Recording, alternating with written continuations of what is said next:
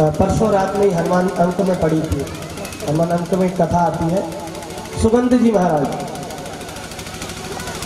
सुगंध जी महाराज रोज अयोध्या में जाते हैं और सब संतों को प्रणाम करते हैं। प्रातः काल जैसी सभा लगती है, सुगंध जी महाराज का नियम रोज जाकर के प्रणाम करते हैं।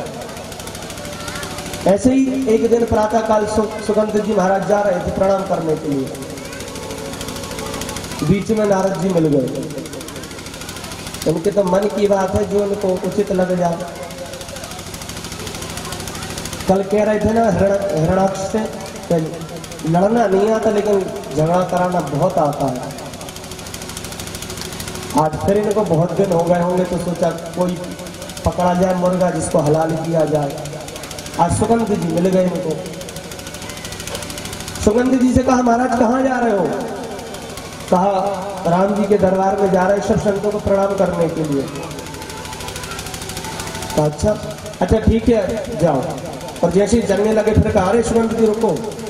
कहा महाराज बोले पक्का वहीं जा रहे? कहीं हाँ ठीक है जाओ।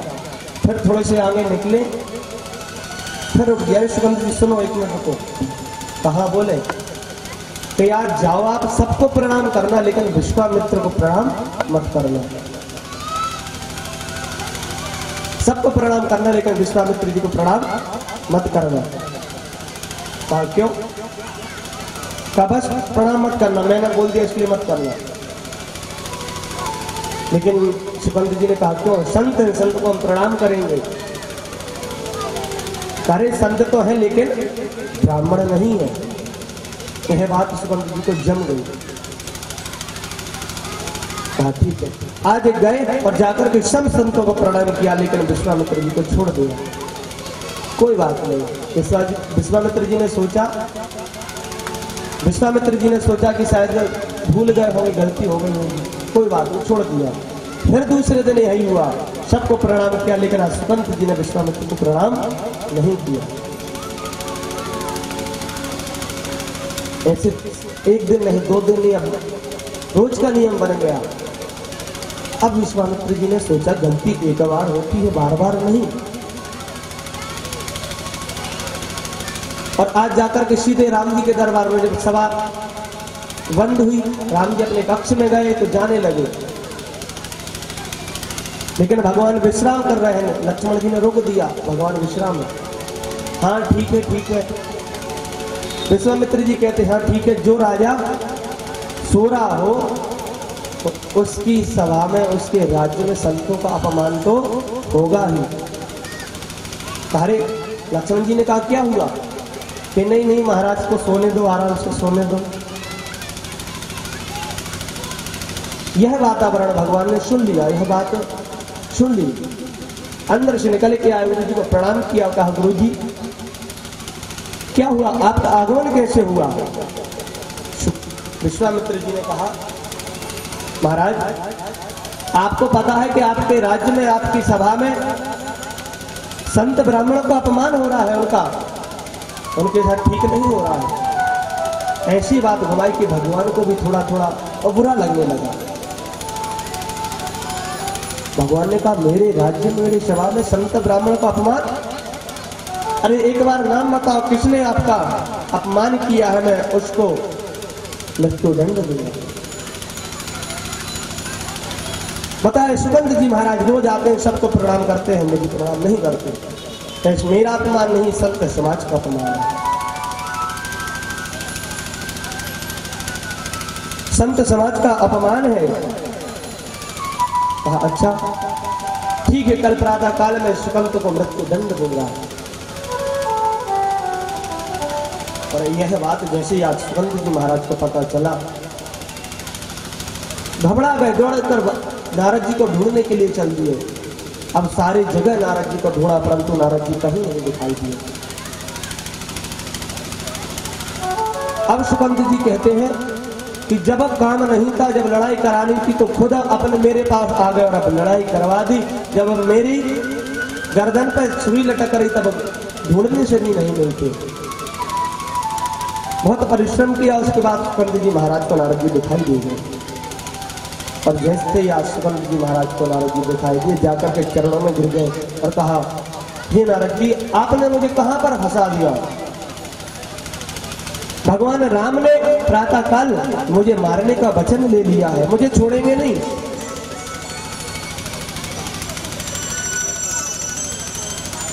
नारद जी ने कहा, तो मैं क्या करूं, सबको मरना है एक दिन। कहा, मुझे अभी नहीं मरना, किसी को कभी नहीं मरना, सब कहते मुझे नहीं मरना। कहा, मेरी गलती क्या है भगवान? नारद जी ने कहा कि गलती किसी की नहीं होती है, तुम्हारी क्या? अंत में नारद जी ने कहा कि अगर तुम अपने प्राणों की रक्षा करना चाहते हो तो मां अंजनी के पास जाओ, अंजनी मैया के पास जाओ, तुम्हारे प्राणों की रक्षा सिर्फ वही कर सकती है। दौड़ते हुए सुगंध जी महाराज अंजनी मैया की गुफा में प्रवेश किए। अंजनी मैया आज बैठी हुई, प्रणाम किया और बोला, मैया मेरे प्राण संकट में है, मेरे प्राणों की रक्षा करो, मैं आपका बालक हूं। अंजनी मैया ने आश्वासन दिया और कहा, मैं तुम्हारे प्राणों की रक्षा अवश्य करूंगी। और कहा, तुम जाकर के पीछे बैठ जाओ। सायंकाल हुई, हमारे हनुमान जी महाराज का आगमन हुआ। हनुमान जी महाराज आए, अंजनी मैया को प्रणाम किया। आज अंजनी मैया का मुख उदास। हनुमान जी महाराज ने कहा, मां आपका मुख इतना उदास क्यों है, क्या कारण? अंजनी मैया ने कहा कि पुत्र, मैंने किसी को वचन दिया है कि मैं उसके प्राणों की रक्षा करूंगी, लेकिन मुझे नहीं लगता मैं उनके प्राणों की रक्षा कर पाऊंगी। हनुमान जी महाराज ने कहा, मां तुम्हारे चरणों की सौगंध खाता हूं, जो वचन आपने दिया उसकी रक्षा मैं करूंगा। इतना कहा ही था, पीछे से सुगंध जी महाराज निकल के सामने खड़े हो गए। कहा, महाराज राम जी ने मुझे मारने की प्रातः काल शपथ ली है। अब हनुमान जी महाराज फंस गए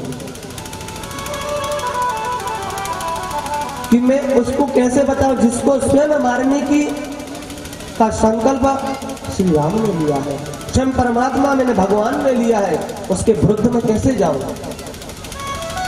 लेकिन मां के चरणों की सौगंध भी खाई है। कहा, अब जो होगा देखा जाएगा, कुछ तो करना पड़ेगा। और हमने सुगंध जी से कहा, चलो मेरे साथ। सुगंध जी ने कहा कि अब ठिकाना तो मेरा भी नहीं रहने दिया, मेरा खुद ठिकाना भगवान के चरणों में है, अब मेरे ही आपने गोल कर दिया, अब चलो चलेंगे जहां चलना होगा। हनुमान जी की एक कथा हनुमान अंत में चरणों की सेवा की भी आती, बहुत सुंदर कथा है, समय रहेगा तो बताएंगे, बहुत सुंदर कथा है। तो लेकर के गए और आज जैसे सुबह हुआ, सेना तैयार की राम भगवान ने और चढ़ाई करने के लिए। तो सुगंध जी के पास जैसे पहुंचे, स्थान पर देखा सुगंध जी नहीं है। पूछा, कहाँ है? बोला, पता नहीं महाराज कहाँ है। अच्छा, हनुमान जी दिखाई दे रहे, हनुमान जी कहाँ है? कहा, महाराज हनुमान जी का अगर आपको पता नहीं तो समझो किसी को पता नहीं। या तो हनुमान जी को आपका पता होता है या आपको हनुमान जी का पता होगा, तीसरे आप दोनों के बीच में कोई आता ही नहीं है। समझ गए कि यह जरूर सुगंध जी के साथ ही होंगे।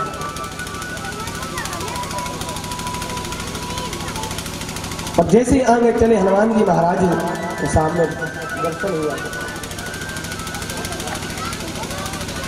सुगंध जी महाराज पीछे खड़े, सामने हनुमान जी महाराज हाथ जोड़ करके खड़े हुए हैं। हनुमान जी महाराज हाथ जोड़ करके खड़े हैं। हनुमान जी से राम जी ने कहा, हनुमान सामने से हट जा, इस सुगंध को मैं मृत्यु दंड दूंगा, इसने संतों का अपमान किया है। हनुमान जी महाराज ने कहा, प्रभु मैं जानता हूं इन्हें संतों का अपमान किया, लेकिन प्रभु मैंने अपने मां के चरणों की कसम खाई है कि मैं इनके प्राणों की रक्षा करूंगा, आप इनके प्राणों को छोड़ दीजिए, प्राणों का दान दीजिए। राम भगवान ने कहा, मैंने प्रतिज्ञा ली है, मैं इसको अवश्य मारूंगा, जो होगा बाद में देखेंगे, हट जाओ। हनुमान जी महाराज नहीं हटे। हनुमान जी महाराज नहीं हटे। भगवान ने अपने धनुष पर बाण चलाया है, सुगंध जी पर छोड़ दिया। हनुमान जी महाराज सामने खड़े हैं और अपने मुख से एक बार राम बोल दिया। जैसे ही राम कहा है, हनुमान जी के मुख से एक बाण निकला और जाकर के राम भगवान के उस बाण को काट दिया। जब बाण काट दिया, इस बार भगवान ने एक बार पुनः चढ़ाया और जैसे ही छोड़ा उस बाण के 2 बाण हो गए। हनुमान जी महाराज ने 2 बार श्री राम बोल दिया तो हनुमान जी महाराज के मुख से 2 बाण निकले और फिर राम भगवान के उन बाणों को काट दिया। अब तो राम जी महाराज जितने बाण सुगंध को मारने के लिए छोड़ते हैं, हनुमान जी महाराज उतनी बार राम राम का उच्चारण करते हैं, उतने ही बाण राम नाम से निकलते हैं और बाण के रूप में परिवर्तित होकर के उनको काट देते हैं। राम भगवान ने अब हजारों बाण जैसे ही छोड़े, अब एक साथ 1000 बार तो राम नहीं बोला जा सकता। देखिए यहीं पर हनुमान जी महाराज के पंचमुखी होने की भी कथा आती है। जब एक मुख से राम नहीं बोल पाए तो उन्होंने अपना दूसरा मुख प्रकट किया, 2 मुख से राम राम बोलने लगे और सारे बाणों को काट दिया। जब 2 मुख से भी राम इतने ना निकले कि भगवान राम के बाणों को काट सके, तो तीसरा मुख हनुमान जी महाराज ने उत्पन्न किया। ऐसे हनुमान जी महाराज के 3 मुख हुए, तीनों मुख से राम राम राम कहने लगे और सारे बाण काटते जाते।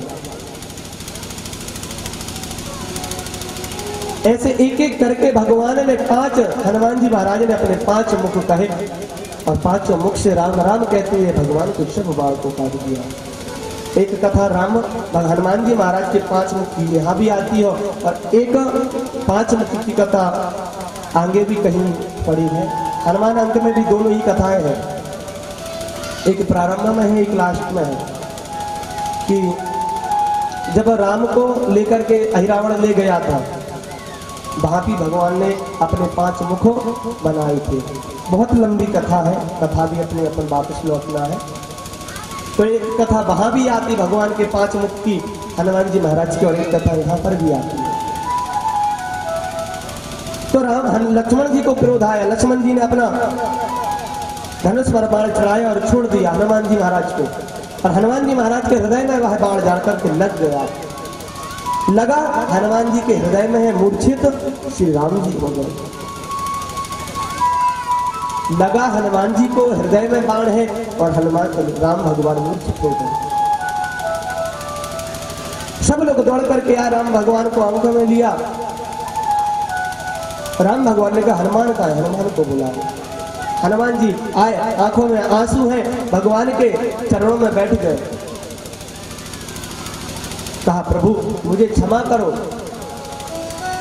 मेरा ऐसा कोई मन में विचार नहीं था कि मैं आपको इतना कष्ट दूं। मैंने बस मैंने भी मां के चरणों की शोभन में पाई थी। और राम जी महाराज हनुमान जी के सिर पर अपना हाथ फेरने लगे, और जैसे हाथ फेरना प्रारंभ किया, सिर पर हाथ रखा, हनुमान जी महाराज ने तुरंत सुगंध जी को पीछे से बुलाया और अपनी गोद में बिठा लिया, और गोद में बिठारा और खुद थोड़े पीछे हो गए, और वह हाथ सुगंध जी महाराज के सिर पर रख गया। नेत्र खोल करके भगवान राम ने देखा कि अरे ये हनुमान नहीं, देखा और कहा हनुमान धन्य हो। अरे उस व्यक्ति को कौन मार सकता है जिसको हनुमान जी आपने अपने गोद में बिठा रखा, उसको कौन मार सकता है। इतने में सामने से विश्वामित्र जी आ रहे हैं। हनुमान जी महाराज ने तुरंत कहा सुमंत जाओ और जाकर के तुरंत प्रणाम कर लो। सुगंध जी महाराज खड़े हुए जाकर के विश्वामित्र को प्रणाम किया। सुगंध जी महाराज ने विश्वामित्र ने आकर के कहा राम कोई बात नहीं, बालक है, छोड़ दो, मैंने भी इसको क्षमा कर दिया, छोड़ दो इसको।